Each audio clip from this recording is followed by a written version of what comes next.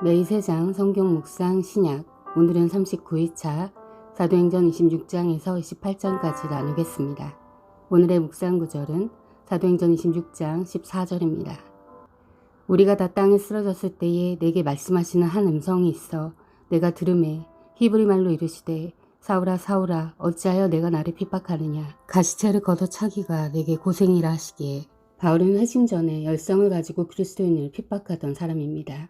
이에 예수님은 말씀하십니다. 가시체를 걷어차기가 내게 고생이라. 그렇습니다. 바울이 열성을 가지고 일을 했듯 우리도 무언가 일상생활, 직업적인 사명으로 하루에 많은 시간을 투자하며 열심히 살아갑니다. 세상에 쉬운 일이 없고 남의 돈 벌기가 어렵다는 말처럼 실상 우리는 고생스럽게 살아가고 있습니다.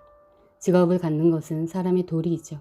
직업적 사명의식과 주인의식을 갖는 것은 또한 반드시 필요한 일입니다. 그러나 바울의 열성이 가시체를 발로 차는 헛되고 고생스러운 일이 된 까닭은 무엇일까요? 첫째, 잘못된 신념입니다. 바울의 신념은 하나님을 오해한 종교적인 신념이었습니다. 예수님의 보급을 듣고도 내가 옳다는 것을 고집하였죠. 바울은 자신의 신념이 아니라 말씀의 신앙을 선택해야 했습니다. 둘째, 잘못된 열심입니다. 바울은 열심을 내었습니다. 이에 예수님은 내가 고생스럽다 하십니다. 가장 힘들 때 중 하나는 오직 내 힘으로만 해내야 한다는 부담과 외로움이 아닐까 합니다. 또한 우리의 힘에는 한계가 있죠. 열심을 낼수록 우리는 한계를 마주하며 절망하곤 합니다. 이에 바울은 잘못된 신념에 열심을 내며 고생스러웠던 것입니다. 바울은 주님을 만나고 회심합니다. 자기만의 신념이 아닌 주님의 말씀을 잡고 자기만의 열심이 아닌 성령의 도우심과 함께합니다. 이에 바울은 자유해졌습니다. 이 자유는 짐을 완전히 내려놓는 것이 아닙니다. 일상을 멈추는 것이 아닙니다. 예수님은 나의 멍에를 지라고 하십니다. 그렇습니다. 세상의 짐을 주님의 짐으로 변화시키는 것입니다. 우리에게 맡겨진 몫은 여전히 존재하죠. 그러나 그 짐이 세상 일이 되느냐, 주님의 일이 되느냐는 우리 마음이 변화를 받을 때에 함께 변화를 받을 것입니다. 세상 일은 힘들고 무겁지만 주님의 일은 쉽고 가볍습니다. 주님께서 함께 일하시기 때문입니다. 수고하고 무거운 짐진 모든 자들아 너희는 내게로 오라. 내가 너희에게 안식을 주리라. 나는 마음이 온유하고 겸손하니 너희 위에 내 멍에를 메고 내게 배우라. 그리하면 너희가 너희 혼을 위한 안식을 찾으리니 내 멍에는 쉽고 내 짐은 가벼우니라 하시니라. 마태복음 11장 28절에서 30절. 오늘의 묵상 제목은 세상 짐이었습니다. 오늘의 묵상을 기억하며 오늘의 말씀 사도행전 26장에서 28장까지 읽겠습니다. 아그리빠 왕이 바울에게 말하였다. 할 말이 있으면 해도 된다. 바울이 손을 뻗치고 변호하기 시작하였다. 아그리빠 임금님, 오늘 내가 전하 앞에서 유대 사람이 나를 걸어서 고발하는 모든 일에 대하여 변호하게 된 것을 다행으로 생각합니다. 그것은 특히 임금님께서 유대 사람의 풍속과 쟁점들을 모두 잘 알고 계시기 때문입니다. 아무쪼록 내 말을 끝까지 참으시고 들어주시기 바랍니다. 내가 젊었을 때부터 살아온 삶을 모든 유대 사람이 알고 있습니다. 곧 그들은 내가 내 동족 가운데서 그리고 예루살렘에서 처음부터 어떻게 살았는지를 알고 있습니다. 그들은 오래전부터 나를 알고 있었으므로 증언하려고 마음만 먹으면 그들은 내가 우리 종교의 가장 엄격한 팔을 따라 바리새파 사람으로 살아왔다는 것을 인정할 것입니다. 지금 나는 하나님께서 우리 조상들에게 주신 약속에 소망을 두고 있기 때문에 여기에 서서 재판을 받고 있습니다. 우리 12지파는 밤낮으로 열심히 하나님을 섬기면서 그 약속이 이루어지기를 바라고 있습니다. 저나 나는 바로 이 소망 때문에 유대 사람에게 고발을 당한 것입니다. 여러분은 어찌하여 하나님께서 죽은 사람들을 살리신다는 것을 믿을 수 없는 일로 여기십니까? 사실 나도 한때는 나사렛 예수의 이름을 반대하는 데에 할 수 있는 온갖 일을 다 해야 한다고 생각하였습니다. 그래서 나는 그런 일을 예루살렘에서 하였습니다. 나는 대제사장에게서 권한을 받아가지고 많은 성도를 옥에 가두었고 그들이 죽임을 당할 때에 그 일에 찬동하였습니다. 그리고 회당마다 찾아가서 여러 번 그들을 형벌하면서 강제로 신앙을 부인하게 하려고 하였습니다. 나는 그들에 대한 분노가 극도에 다다랐으므로 심지어 외국의 여러 도시에까지 박해의 손을 뻗쳤습니다. 한 번은 내가 이런 일로 대제사장들에게서 권한과 위임을 받아가지고 다마스쿠스로 가고 있었습니다. 임금님, 나는 길을 가다가 한낮에 하늘로부터 해보다도 눈부신 빛이 나와 내 일행을 둘러비추는 것을 보았습니다. 우리는 모두 땅에 엎어졌습니다. 그때 히브리 말로 나에게 사울아 사울아 너는 어찌하여 나를 핍박하느냐. 가시돋친 채찍을 발길로 차면 너만 아플 뿐이다 하고 말하는 음성을 들었습니다. 그래서 내가 주님 누구십니까 하고 물었더니 주님께서 나는 내가 핍박하는 예수이다. 자, 일어나서 발을 딛고 서라. 내가 내게 나타난 목적은 너를 일꾼으로 삼아서 내가 나를 본 것과 내가 장차 내게 보여줄 일에 증인이 되게 하려는 것이다. 나는 이 백성과 이방 사람들 가운데서 너를 건져내어 이방 사람들에게로 보낸다. 이것은 그들의 눈을 열어주어서 그들이 어둠에서 빛으로 돌아서고 사탄의 세력에서 하나님께로 돌아오게 하며 또 그들이 죄사함을 받아서 나에 대한 믿음으로 거룩하게 된 사람들 가운데 들게 하려는 것이다 하고 말씀하셨습니다. 그러므로 아그리빠 임금님, 나는 하늘로부터 받은 환상을 거역하지 않고 먼저 다마스쿠스와 예루살렘에 있는 사람들에게, 다음으로 온 유대지방 사람들에게, 나아가서는 이방 사람들에게 회개하고 하나님께로 돌아와서 회개에 합당한 일을 하라고 전하였습니다. 이런 일들 때문에 유대 사람들이 성전에서 나를 붙잡아서 죽이려고 하였습니다. 그러나 내가 이날까지 하나님의 도우심을 받아서 낮은 사람에게나 높은 사람에게나 이렇게 서서 증언하고 있는데, 예언자들과 모세가 장차 그렇게 되리라고 한 것밖에는 말한 것이 없습니다. 그것은 곧 그리스도는 고난을 당하셔야 한다는 것과 그는 죽은 사람들 가운데서 가장 먼저 부활하신 분이 되셔서 이스라엘 백성과 이방 사람들에게 빛을 선포하시리라는 것입니다. 바울이 이렇게 변호하니 베스도가 큰 소리로 바울아, 내가 미쳤구나. 내 많은 학문이 너를 미치게 하였구나 하고 말하였다. 그때 바울이 대답하였다. 베스도 총독님, 나는 미치지 않았습니다. 나는 맑은 정신으로 참말을 하고 있습니다. 임금님께서는 이 일을 잘 알고 계시므로 내가 임금님께 거리낌 없이 말씀드리고 있는 것입니다. 이것은 어느 한 구석에서 일어난 일이 아니므로 임금님께서는 그 어느 사실 하나라도 모르실 리가 없다고 생각합니다. 아그리빠 임금님, 예언자들을 믿으십니까? 믿으시는 줄 압니다. 그러자 아그리빠 왕이 바울에게 말하였다. 그대가 짧은 말로 나를 설복해서 그리스도인이 되게 하려고 하는가? 바울이 대답하였다. 짧거나 길거나 간에 나는 임금님뿐만 아니라 오늘 내 말을 듣고 있는 모든 사람이 이렇게 결박을 당한 것 외에는 꼭 나와 같이 되기를 하나님께 빕니다. 왕과 총독과 버니게 및 그들과 함께 앉아있는 사람들이 다 일어났다. 그들은 물러가서 서로 말하였다. 그 사람은 사형을 당하거나 갇힐 만한 일을 한 것이 하나도 없소. 그때 아그리빠 왕이 베스도에게 말하였다. 그 사람이 황제에게 상소하지 않았으면 석방될 수 있었을 것이오.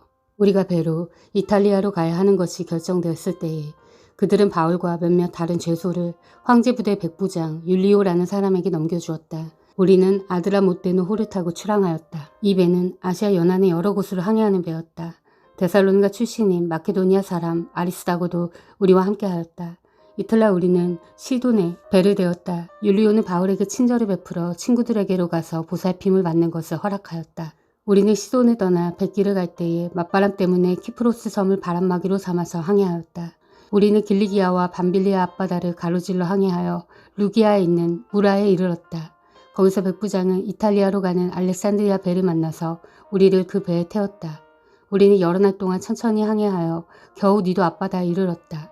그런데 우리는 맞바람 때문에 더 이상 나아갈 수 없어서 크레타 섬을 바람막이로 삼아 살몬의 앞바다를 항해하여 지나갔다. 그리고 우리는 크레타 남쪽 해안을 따라 겨우겨우 항해하여 라세아 성에서 가까운 도시인 아름다운 항구라는 곳에 닿았다. 많은 시일이 흘러서 금식기간이 이미 지났으므로 벌써 항해하기 위태로운 때가 되었다. 그래서 바울은 그들에게 이렇게 충고하였다. 여러분, 내가 보기에 지금 항해를 하다가는 재난을 당할 것 같은데 짐과 배의 손실만이 아니라 우리의 생명까지도 이를지 모릅니다. 그러나 백부장은 바울의 말보다는 선장과 선주의 말을 더 믿었다. 그리고 그 항구는 겨울을 나기에 적합하지 못한 곳이므로 거의 모두는 거기에서 출항하여 할 수 있으면 베닉스로 가서 겨울을 나기로 뜻을 정하였다. 베닉스는 크레타 섬의 항구로 서남쪽과 서북쪽을 바라보는 곳이다. 때마침 남풍이 순하게 불어오므로 그들은 뜻을 이룬 것이나 다름없다고 생각하고 닻을 올리고 크레타 해안에 바짝 붙어서 항해하였다. 그런데 얼마 안 되어서 유라굴로라는 폭풍이 섬 쪽에서 몰아쳤다. 배가 폭풍에 휘말려서 바람을 맞서서 나아갈 수 없으므로 우리는 체념하고 떠밀려가기 시작하였다. 그런데 우리가 가우다라는 작은 섬 아래쪽을 따라 밀려갈 때에 그 섬이 어느 정도 바람막이가 되어 주었으므로 우리는 간신히 거룻배를 휘어잡을 수 있었다. 선원들은 거룻배를 갑판 위에다가 끌어올리고 밧줄을 이용하여 선체를 동여매었다. 그리고 그들은 리비아 근해의 모래톱으로 밀려들까 두려워서 바다에 닻을 내리고 그냥 떠밀려가고 있었다. 우리는 폭풍에 몹시 시달리고 있었는데 다음날 선원들은 짐을 바다에 내던졌고 사흘째 날에는 자기네들 손으로 배의 장비마저 내버렸다. 여러 날 동안 해도 별도 보이지 않고 거센 바람만이 심하게 불었으므로 우리는 살아남으리라는 희망을 점점 잃었다. 사람들은 오랫동안 아무것도 먹지 못하고 있었다. 그때 바울이 이렇게 말하였다. 여러분은 내 말을 듣고 크레타에서 출항하지 않았어야 했습니다. 그랬으면 이런 재난과 손실은 당하지 않았을 것입니다. 그러나 이제 나는 여러분에게 권합니다. 기운을 내십시오. 이 배만 이를 뿐 여러분 가운데 한 사람도 목숨을 잃진 않을 것입니다. 바로 지난밤에 나의 주님이시오 내가 섬기는 분이신 하나님의 천사가 내 곁에 서서 바울아 두려워하지 말아라. 너는 반드시 황제 앞에 서야 한다. 보아라 하나님께서는 너와 함께 타고 가는 모든 사람의 안전을 너에게 맡겨주셨다고 말씀하셨습니다. 그러므로 여러분 힘을 내십시오. 나는 하나님께서 나에게 말씀하신 그대로 되리라고 믿습니다. 우리는 반드시 어떤 섬으로 밀려가 닿게 될 것입니다. 14일째 밤이 되었을 때에 우리는 아드리아 바다에 떠밀려 다녔다. 한밤중에 선원들은 어떤 육지에 가까이 이르고 있다고 짐작하였다. 그들이 물 깊이를 재어보니 20길이었다. 좀 더 가서 재니 15길이었다. 우리는 혹시 암초에 걸리지는 않을까 염려하여 고물에서 단 4개를 내리고 날이 새기를 고대하였다. 그런데 선원들이 배를 버리고 달아나려고 이물에서 닷을 내린 척하면서 바다에 거룻배를 풀어내렸다. 바울은 백부장과 병사들에게 말하였다. 만일 이 사람들이 배에 그대로 남아있지 않으면 당신들은 무사할 수 없습니다. 그러자 병사들이 거룻배 밧줄을 끊어서 거룻배를 떨어뜨렸다. 날이 새어갈 때에 바울은 모든 사람에게 음식을 먹으라고 권하면서 말하였다. 여러분은 오늘까지 14일 동안이나 마음을 졸이며 아무것도 먹지 못하고 굶고 지냈습니다. 그래서 나는 여러분에게 음식을 먹으라고 권합니다. 그래야 여러분은 목숨을 유지할 힘을 얻을 것입니다. 여러분 가운데서 아무도 머리카락 하나라도 잃지 않을 것입니다. 바울은 이렇게 말하고 나서 빵을 들어 모든 사람 앞에서 하나님께 감사를 드리고 떼어서 먹기 시작하였다. 그러자 사람들은 모두 용기를 얻어서 음식을 먹었다. 배에 탄 우리의 수는 모두 276명이었다. 사람들이 음식을 배부르게 먹은 뒤에 남은 식량을 바다에 버려서 배를 가볍게 하였다. 날이 새니 어느 땅인지는 알 수 없지만 모래밭이 있는 항만이 보였다. 그래서 그들은 어떻게 해서든지 배를 거기로 몰아 해변에 대기로 작정하였다. 닻을 모두 끊어서 바다에 버리고 동시에 키를 묶은 밧줄을 늦추었다. 그리고 앞돛을 올려서 바람을 타고 해안 쪽으로 들어갔다. 그런데 두 물살이 합치는 곳에 끼어들어서 배가 모래톱에 걸렸다. 이 물은 박혀서 움직이지 않고 고물은 심한 물결에 깨졌다. 병사들은 죄수들이 혹시 헤엄쳐 도망할까봐 그들을 죽여버리려고 계획하였다. 그러나 백부장은 바울을 구하려고 병사들의 의도를 막고 헤엄칠 수 있는 사람들은 먼저 뛰어내려서 무추로 올라가라고 명령하였다.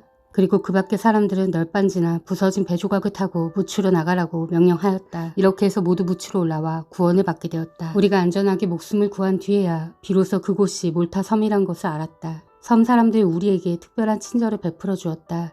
비가 내린 뒤라서 날씨가 추웠으므로 그들은 불을 피워서 우리를 맞아주었다. 바울이 나뭇가지를 하나를 모아다가 불에 넣으니 뜨거운 기운 때문에 독사가 한 마리 튀어나와서 바울의 손에 달라붙었다.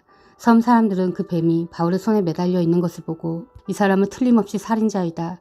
바다에서는 살아나왔지만 정의의 여신이 그를 그대로 살려두지 않는다 하고 서로 말하였다. 그런데 바울은 그 뱀을 불 속에 떨어버리고 아무런 해도 입지 않았다. 섬 사람들은 그가 살이 부어오르거나 당장 쓰러져 죽으려니 하고 생각하면서 기다렸다. 그런데 오랫동안 기다려도 그에게 아무런 이상이 생기지 않자 그들은 생각을 바꾸어서 그를 신이라고 하였다. 그 근처에 그 섬의 추장인 보블리오가 농장을 가지고 있었다. 그가 우리를 그리로 초대해서 사흘 동안 친절하게 대접해 주었다. 마침 보블리오의 아버지가 열병과 이질에 걸려서 병석에 누워 있었다. 그래서 바울은 들어가서 기도하고 그에게 손을 얹어서 낫게 해주었다. 이런 일이 일어나니 그 섬에서 병을 앓고 있는 다른 사람들도 찾아와서 고침을 받았다. 그들은 극진한 예로 우리를 대하여 주었고 우리가 떠날 때에는 우리에게 필요한 물건들을 배에다가 실어주었다. 석 달 뒤에 우리는 그 섬에서 겨울을 난 디오스 구로라는 이름이 붙은 알렉산드리아 배를 타고 떠났다. 우리는 수라구사 입항하여 사흘 동안 머물고 그곳을 떠나 빙 돌아서 레기온에 다다랐다. 그런데 하루가 지나자 남풍이 불어왔으므로 우리는 이틀 만에 보디울에 이르렀다. 우리는 거기서 신도들을 만나서 그들의 초청을 받고 이래 동안 함께 지냈다. 그런 다음에 드디어 우리는 로마로 갔다. 거기 신도들이 우리 소식을 듣고서 아피온 광장과 트레스 마을까지 우리를 맞으러 나왔다. 바울은 그들을 보고 하나님께 감사를 드리고 용기를 얻었다. 우리가 로마에 들어갔을 때에 바울은 그를 지키는 병사 한 사람과 함께 따로 지내도 된다는 허락을 받았다. 사흘 뒤에 바울은 그곳 유대인 지도자들을 불러 모았다. 그들이 모였을 때에 바울은 이렇게 말하였다. 동포 여러분, 나는 우리 결례와 조상들이 전하여 준 풍속을 거스르는 일을 한 적이 없습니다.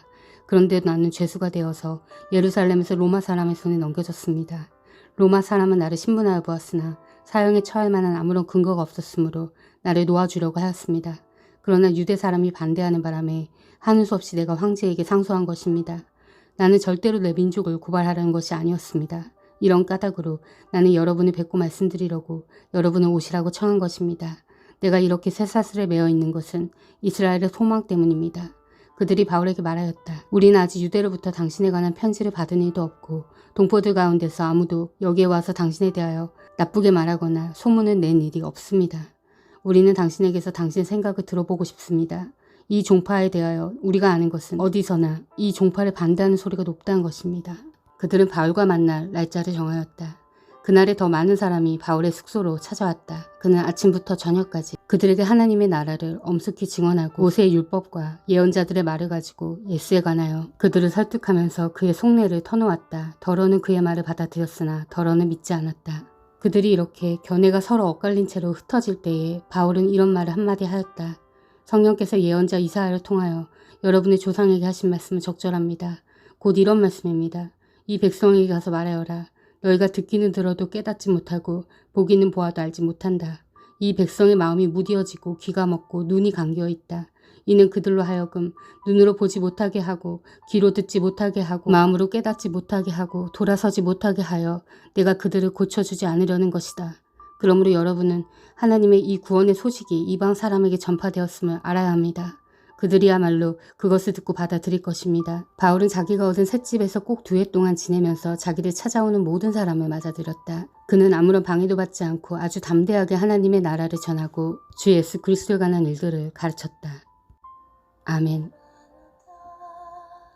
사랑하는 형제자매 여러분, 주님이 곧 오십니다. 마라나타.